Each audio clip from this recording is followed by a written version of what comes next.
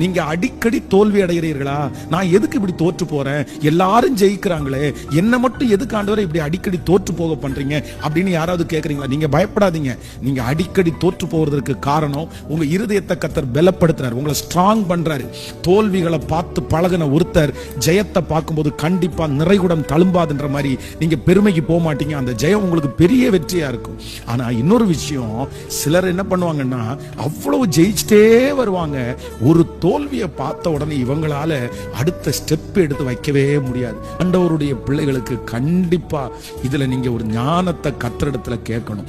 எந்த இடத்துல நீங்க தோற்று போனாலும் ஒண்ணு நினைச்சுக்குங்க, அதுல ஒரு நன்மை இருக்கும். நீங்க தோற்று போனீங்களா, நீங்க பயப்படாதீங்க.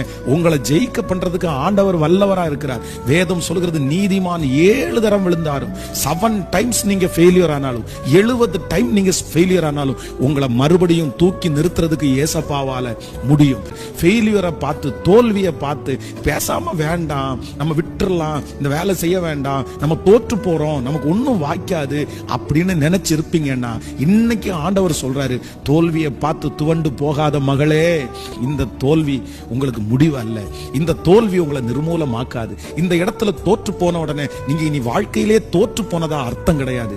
ஏசப்பா சொல்றாரு, இல்ல மகளே, இந்த விதத்துல தானே தோற்று போனேன், ஒரு இடத்துல தானே நீங்க தோற்று போனீங்க, 10 இடத்துல உங்களை ஜெயிக்க பண்றதுக்கு ஏசப்பா வல்லவரா இருக்கிறாரு.